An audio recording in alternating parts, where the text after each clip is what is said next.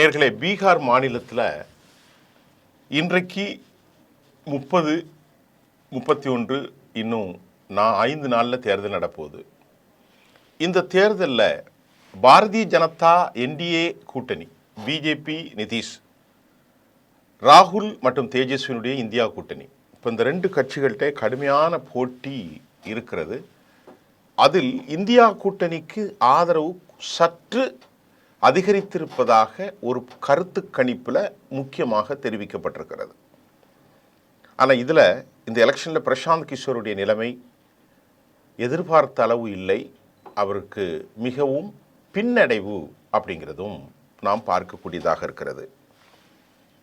பீகாரில் 243 தொகுதிகளில் அடுத்த வாரம் தேர்தல் வரப்போகிறது. அதாவது நவம்பர் 6ஆம் தேதி மற்றும் 11 நவம்பர் 14 கவுண்டிங் இருக்கும். இதற்கிடையில் தேர்தல் முடிவுகளை குறித்து பல தரப்புகளில் செய்திகள் வந்திருந்தாலும், எல்லாம் உறுதி செய்யப்பட்டும் படாமல் இருந்தாலும், பொதுவான மக்களின் மனநிலைகளை, கருத்து கணிப்புகள் அது நியாயமாக இருந்தால் அது சரியாக இருக்கும், பயாஸாக இருந்தால் இருக்காது. அந்த அடிப்படையில் பீகாரில் ஆளக்கூடிய நிதிஷ் என்டிஏ கூட்டணியை விட எதிர்க்கட்சிகளின் இந்தியா கூட்டணிக்கு சற்று ஒரு முன்னிலை இருக்குது.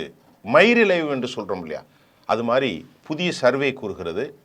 வாட் வைப் என்று அந்த அமைப்பு நடத்திய அந்த சரிவில், அந்த கருத்து கணிப்பில் என்டிஏ கூட்டணியை விட இந்தியா கூட்டணி அதிக வாக்குகள், அதாவது சுமார் 0.3% தான், 1% கூட இல்லை, 0.3% வாக்குகள் அதிகம் கிடைக்கும் என வெப் அந்த கருத்து கணிப்பு தெரிவிக்கிறது.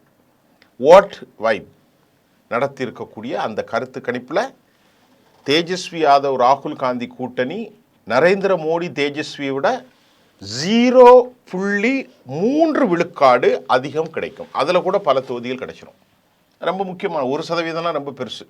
இதுக்கு இடையில் தேஜஸ்வி யாதவ் தலைமையிலான எதிர்க்கட்சி கூட்டணி, இப்போ இதுதான் பீகாரில் அவங்க எவ்வளோ வாங்கியிருக்கிறாங்கன்னு அந்த விப்பு என்ன சொல்லுதுன்னா, 34.7% ஆதரவை பெறும் நிலையில் ஐக்கிய ஜனதா தளம் ஜேடியு தலைமையிலான கூட்டணி 34.4. இந்த இவங்களுக்கு இடையில எவ்வளோ வித்தியாசம் இருக்கு பாருங்க. அது 34.4, தேஜஸ்வியினுடைய அணி 34.7. ரெண்டுக்குள்ள டிஃபரெண்ட் ரொம்ப கம்மி தான். 34.7க்கும் 34.4க்கும் இடையே 0.3% தான் டிஃப்ரெண்ட் இருக்கு. அவ்வளவு நெருக்கமான கடுமையான போட்டி பாரதிய ஜனதாவுக்கும் நிதிஷ்குமாருடைய தலைமையிலான அந்த அணிக்கும் தேஜஸ்வி காங்கிரஸ் கூட்டணிக்கும் இடையில் இருக்கிறது. பீகாரின் இரு கட்சிகளுக்கும் இடையே இந்த கடுமையான போட்டி நிலையில் 0.3 விழுக்காடு யார் ஆட்சி அமைப்பார்கள் என்பதை தீர்மானிக்கலாம் என இந்த கருத்து கணிப்பு சொல்லிற்று. எப்போதும் இல்லாத அளவிற்கு தமிழ்நாட்டை தூக்கி விழுங்கக்கூடிய அளவிற்கு இலவச மின்சார வாக்குறுதிகள், பெண்களுக்கு மாதம் 2500.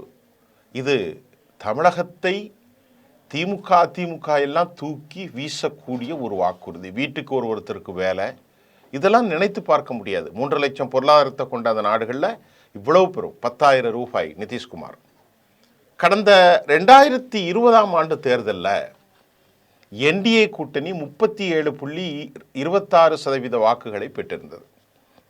அப்போது எதிர்க்கட்சிகள் கூட்டணி இந்தியா கூட்டணி 37.23% வாக்குகளை பெற்றிருந்தது. வெறும் 0.3% வாக்குகள் அதிகம் பெற்ற என்டிஏ கூட்டணி ஆட்சி அமைத்தது. இப்போ அதே மாதிரி இவங்களுக்கு கூடியிருக்கு. எனவே இந்த முறை கூட இந்த 0.3% அதே போன்று ஒரு கடுமையான போட்டி நிலையை ஏற்படுத்தலாம் என்று வாட் வைப் நிறுவனம் நடத்தியுள்ள இந்த சர்வே தெளிவுபடுத்தி இருக்கிறது. இது வழக்கமான சர்வேக்களை தாண்டி இந்த சர்வே கொஞ்சம் முக்கியத்துவம் என்னன்னா, வழக்கமான சர்வேக்களை தாண்டி வாக்காளர்களின் உணர்வுகளை ஆய்வு செய்வதில் கவனம் செலுத்துகிறது இந்த சர்வே. அதாவது ஒரு வாக்காளர் ஒரு குறிப்பிட்ட கட்சிக்கு வாக்களிக்க முடிவு செய்கிறார் என்பதை குறித்து ஆய்வு செய்வதே வாட் வைப் நிறுவனத்தினுடைய பணியாக இருக்கிறது. இந்த நிறுவனத்தினுடைய சர்வேயில் தான் இந்தியா கூட்டணி முன்னிலையில் இருப்பதாக, அதுவும் 0.3 விழுக்காடு என்று சொல்லப்படுகிறது.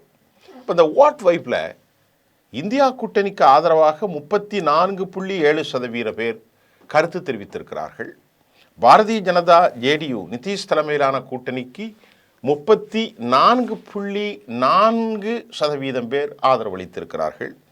ரொம்ப மோசமாக பிரசாந்த் கிஷோர் தலைமையிலான ஜன்சுராஜ் கட்சிக்கு தோல்வி கிடைக்கும் என்பதை ஏறக்குறைய உறுதி செஞ்சுட்டாங்க. அவங்க ஒரு 12.3% மட்டும்தான் ஜன்சுராஜ் கட்சி வாக்குகளை பெறுகிறார்கள். எந்த கூட்டணிக்கும் பெரும்பான்மை கிடைக்காது என 8.1% பேர் கருத்து தெரிவித்திருக்கிறார்கள். அப்போ இந்த வாட் வைப்பினுடைய கருத்தில் மக்கள் மனநிலை தெரியுது. முன்னாள் முதலமைச்சர் லாலு பிரசாத் யாதவ் மீதான வழக்குகள் ஆர்ஜேடி கட்சி பாதிக்கும் என 35% பேர் கூறுறாங்களாம். அதே போன்ற லாலு மீது வழக்குகள் இருந்தாலும் அவை தேர்தலை பாதிக்காது என 28 விழுக்காடு கூறுகிறார்கள். அதில் கிட்டத்தட்ட ஒரு 7% டிஃப்ரெண்ட் இருக்குது. 17.2% பேர் எங்களுக்கு இதெல்லாம் ஒன்றும் தெரியாது என அப்பாவியாக பதில் சொல்லிட்டாங்க. இந்த 17% 28ங்கும் போது அது 40%க்கு மேலே போயிடும். அந்த 17.2% யாருக்கு வாக்களிக்க போகிறார்கள் என்பது ரொம்ப முக்கியம். ஆக அந்த 17.2%ம் ப்ளஸ் 28 ஆச்சுன்னா 28 ப்ளஸ் 17 45% கிட்ட வந்துடும். ஆக பீகாரில் நிதிஷ்குமார் அரசு சிறப்பாக செயல்படுறதாக ஒரு 56% பேர் 56.7% பேர் கூறியுள்ளார்கள். லாலு அரசு சிறப்பாக இருந்ததாக 16% பேர். இப்போ இந்த விஷயம்லாம் நிறைய முரண் இருக்கு. ஆக தேஜஸ்வி தான் முதல்வர் அப்படிங்கிற பிரசாந்த் கிஷோருடைய சர்வேக்கள் அதில் பல மாற்றங்கள் இருக்கிறது. பிரசாந்த் கிஷோர் ஒரு யூக வகுப்பாளர், ஆனால் அவருடைய நிலை அவ்வளவு வெற்றிகரமாக இல்லை. அவர் 3வது இடத்திற்கு தள்ளப்பட்டுள்ளது மட்டுமில்லை, வருங்காலத்தில் அவர் ஒரு கிங் மேக்கராக மாறலாம். பிரசாந்த் கிஷோரின் கட்சி சின்னமான ஸ்கூல் பேக் அங்குள்ள வாக்காளர்கள் 35%க்கு தெரிகிறது. 48.4% பேருக்கு அது என்ன சின்னம் என்பது தெரியவில்லை என்பதும் மிக முக்கியமாக நாம் பார்க்கணும். இதுக்கிடையில் நம்முடைய பிரதமர் அவர்கள் வாயை திறந்தாலே வெறுப்பை கக்குவார். இது எல்லாருக்கும் தெரிஞ்சதுதான். என்ன வாயை திறந்த வெறுப்பை கக்குவார் அப்படின்னு பார்த்தா, முஸ்லிம்களுக்கு எதிராக 110 முறை 2024 தேர்தலில் மோசமான வெளிப்படுத்தலை அவர் பேசியிருந்தால் என்று அமெரிக்காவினுடைய ஒரு இன்ஸ்டியூட் தெரிவித்தது. இப்போ பீகார் தேர்தல் பிரச்சாரத்தில் அவர் என்ன சொல்லியிருக்காருன்னா, கர்நாடகா தெலுங்கானா காங்கிரஸ் தலைவர்கள் பீகார் மக்களை ரொம்ப அவதூறாக பேசுகிறாங்க. தமிழ்நாட்டில் கடினமாக உழைக்கும் பீகார் மக்களை திமுக துன்புறுத்துது என்று சொல்கிறாங்க. இது திமுகன்னு நாம் பார்க்கக்கூடாது. தமிழர்களுக்கு எதிராக வைக்கப்பட்ட ஒரு நடவடிக்கை தான். தமிழ்நாட்டின் மீது மோடிக்கு ஏன் இவ்வளவு காழ்ப்புணர்ச்சி? திமுகன்னு அவர் சொன்னதாக நான் எடுத்துக்கொள்ள முடியாது. குமரி முதல் இமயம் வர ரொம்ப ஒரு விரிந்த இந்திய நாட்டில் எத்தனையோ இனம், மொழி, சாதி இதெல்லாம் தேர்ந்து தேர்தல் மேடையில் அவர் இப்படி வெறுப்பாக பேசுவது பிரதமரை இந்திய நாடு பார்க்கிறது. இதே போன்று உத்தரப்பிரதேச மக்களை இழிவுபடுத்தும் தென்னிந்தியர்கள் பேசுவதாக தமிழ்நாட்டு மக்களின் மீது மோடி அவதூறு.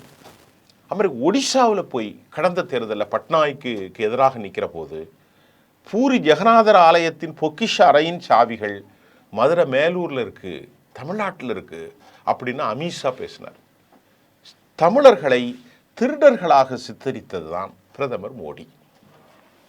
இப்படி பல கண்டனங்கள். தமிழ்நாட்டில் பீகார் தொழிலாளர்களை திமுக துன்புறுத்தி வருவது அல்ல, அவர் அப்படி சொன்னாலும் தமிழர்கள் துன்புறுத்தி வருவதாகத்தான் இன்றைக்கு தமிழ்நாட்டில் பார்க்கப்படுகிறது. தமிழ்நாட்டுடைய கல்வி, சுகாதார கட்டமைப்பு இந்தியாவுக்கே ஒரு முன்னோடி மட்டுமல்ல, பீகார் உள்ள மாநிலங்களில் வாழக்கூடிய ஏராளமான வட இந்திய தொழிலாளர்கள் இன்றைக்கி தமிழ்நாட்டில் திருப்பூர், ஈரோடு எல்லா இடங்களிலும் அவர்கள் சிறந்த முறையில் இருக்கிறார். அவர்களுக்கு எந்தவித தமிழர்களால் எந்த தொந்தரவும் இல்லை. திமுகவாலும் தொந்தரவும் இல்லை, அதிமுகவாலும் தொந்தரவும் இல்லை, அங்கே இருக்கிற பிஜேபி காரனும் தொந்தரவு பண்ணலை. தமிழ்நாடு அரசு அவர் திமுகவை எவ்வளோ வேணாலும் பேசலாம், அது அவருடைய உரிமை. ஆனால் தமிழ் மக்களின் மீது அவர் இட்டுக்கட்டி பேசுவது அவருக்கு வழக்கமான அந்த வெறுப்பு தான், தேர்தல் வெற்றி தான் மோடி என்பது உறுதியாக இப்பொழுது தெரியதாக தமிழ்நாட்டில் இருக்கக்கூடிய திமுகவை தாண்டி காங்கிரஸ் கட்சியும் கூட கண்டனம் தெரிவித்திருக்கிறது. இதனையெல்லாம் தமிழகத்தினுடைய வளர்ச்சியை தேர்தல் பிரப்பரையின் பேச கொள்கை கோட்பாடுகள், செயல் திட்டங்கள் எதுவும் இல்லாததால் வெறுப்பு பேச்சுகளின் மூலம் வெற்றி உணர்வையும் பீகார், தமிழ்நாடு மாநிலங்களுக்கிடையே ஒரு குரோதத்தையும் தூண்டி தமிழ்நாட்டிற்கு நல்லதல்ல, தமிழ்நாடு மீது மோடிக்கு ஏன் இத்தனை காழ்ப்புணர்ச்சி, தமிழ்நாட்டுக்கு வந்துட்டுன்னா திருவள்ளுவரை பற்றி பேசுறது, தமிழை கணியன் பூங்குட்டனார பேசுறது, தமிழை பிடிக்கும் என்று வேடம் போடுவது, வெளிமாநிலங்களில் தமிழ்நாட்டை திருடனாக பேசுவது, மோசமானவர்களாக இழித்தும் பழித்தும் பேசுவது, இது பிரதமர் மோடி நிறுத்தி கொள்ள வேண்டும். இல்லைன்னா தமிழ்நாடு அவருக்கு தக்க பாடம் காட்டும் அப்படின்னு தமிழ்நாட்டிலிருந்து எதிர்க்கட்சிகள் குரல் தெரிவிக்கிறாங்க. அது மாதிரி காங்கிரஸ் கட்சியினுடைய எம்பி ஜோதிமணி அவர் கடுமையான கண்டனத்தை தெரிவித்திருக்கிறார். ஓட்டுக்காக பிரதமர் நரேந்திர மோடி இவ்வளவு தரம் தாழ்ந்து இழிவாக போய் பேசுவார், பீகார் தொழிலாளர்களை மட்டுமல்ல யாரையும் துன்புறுத்தக்கூடிய பழக்கம் தமிழ்நாட்டில் கிடையாது. அது உண்மை. தமிழ்நாட்டு மக்கள் ரொம்ப சிறந்த மனிதர்கள், அது எல்லோருக்கும் தெரியும். தேர்தலுக்காக மக்களை எவ்வளவு ஆபத்தான ஒரு அரசியலை நோக்கி பிரதமர் அழைத்து செல்கிறார் என பார்க்கிறது அச்சமாக இருப்பதாக ஜோதிமணி சொல்லிட்டு அவர் சொல்கிறாரு. தமிழ்நாட்டில் இதை போல பல பொய்களை பேசிய பிரதமர் மோடி பேசுவார். ஏனென்றால் சொல்வதற்கு சாதனைகள் அவரிடம் இல்லை. அதனால தான் எலெக்ஷனுக்காக ரொம்ப கீழே இறங்கி ஒரு மோசமான இவ்வளவு பொய் சொல்லக்கூடிய, அபாண்டங்களை விதிக்கக்கூடிய, தேசத்திற்கு மக்களிடத்திலே குரோதத்தை ஏற்படுத்துகிற பிரதமரை நாடு இதுவரை பார்த்ததில்லை என ஜோதிமணி எம்பியும் தெரிவிச்சிருக்கிறார். இதில் நம்முடைய பார்வை கரெக்ட் தான். பிரைம் மினிஸ்டர் மோடி ஒரு ஹிந்துத்துவவாதி, வெறுப்பு பேசுகிறதுல அவருக்கு நிகர் யாரும் இல்லைங்கிறத 110 முறை அதிகமாக குழந்தை பெற்றுக்கொள்வார்கள் முஸ்லீம்கள். என்ன சொல்ல, உங்களுக்கு ஒரு எரும மாடு இருந்தால் அதை பறிச்சுக்கிடுவாங்க முஸ்லீம்கள். அது மட்டும் இல்லாமல் அவர்கள் அனைவரும் வெளிநாட்டிலேருந்து குடியேறியவர்கள் முஸ்லீம்கள்.